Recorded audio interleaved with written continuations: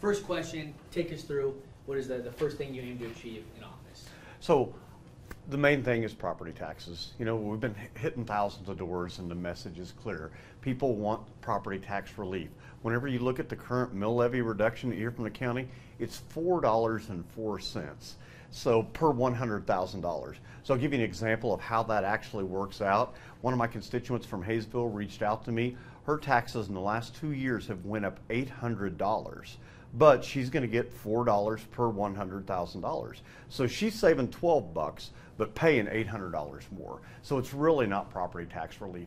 And I realize a lot of the locals say, you know, well, that's out of our purview. It's really not, because we've got to ensure the check and balance is right in Topeka, and we need to make sure the legislators looking into this. And what is the biggest struggle you see the county facing right now? Then what's your solution for that? You know, it's money. Everybody money and budgets. We've got to have more consolidation. We've got to look at functional consolidation.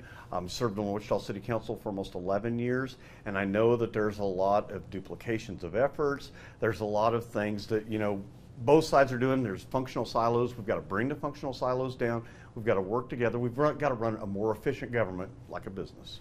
And we're talking staffing shortages next. So Sedgwick County's faced staffing shortages in recent years. We've seen the county add close to $64 million in staff compensation just the last 4 budgets.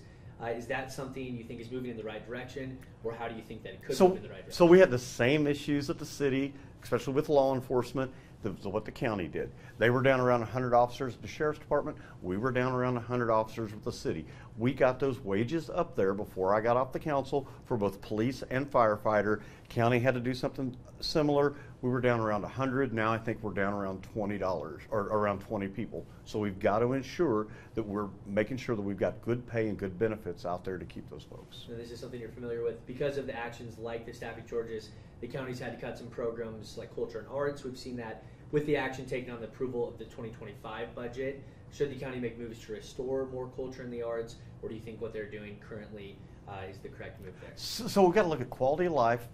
Overall, quality of life starts at home. Do you have enough money for gas in your car? Do you have enough money for your utilities? Or, you know, is your mortgage paid? Is your rent paid? Quality of life starts at home first. We have a great zoo. Exploration place is great. All the nonprofits, they really help our area. But we've got to ensure that we've got good quality of life at home first before we look out for the community welfare. And is the county budget healthy from your perspective? Do you think that there are any moves that you think would get it into that spot? You know, they have a good credit rating. We did with the city as well. And whenever you look at the overall credit rating, to me, it kind of signals maybe folks are overtaxed. If you have a AAA credit rating, maybe we need to look at, you know, maybe we're bringing in too much money. You look at Topeka, sitting on a $3 and $4 billion backlog. You know, we've got to ensure that we're trying to keep that money in the taxpayer's pocket and not the government. And are there ways to help get more affordable housing in the county? You touched on this a little bit earlier. Yep. We've got to break down a bureaucracy. One of the things I focused on the Wichita City Council was trying to get more core development done. What happened is anytime they've introduced the people to places, we actually ended up with more restrictions on housing in the core than what was on the suburbs. And you look at, we have a lot of dilapidated properties and streets, public utilities, things that need repair. We've got to ensure we're investing back in the core, and that's where affordable housing is going to start. Last question. What is something voters don't know about you that may want them to know? Obviously, you've served on city council, but kind of take us through for people that are unfamiliar. What's one thing you want to know? You know, I was born and raised in a small town. I'm a small town guy. I still try to have that reach with the community. I put my cell number on all my media for my campaign. I've continued to do that when I serve in office. I want people to know that they can reach out to me for their representative. A lot of people are surprised when it's me that pick up the phone. Anybody try it, you call me, I pick up the phone, and I will respond to you. All right, Jeff, thank you so much. Thank you very much.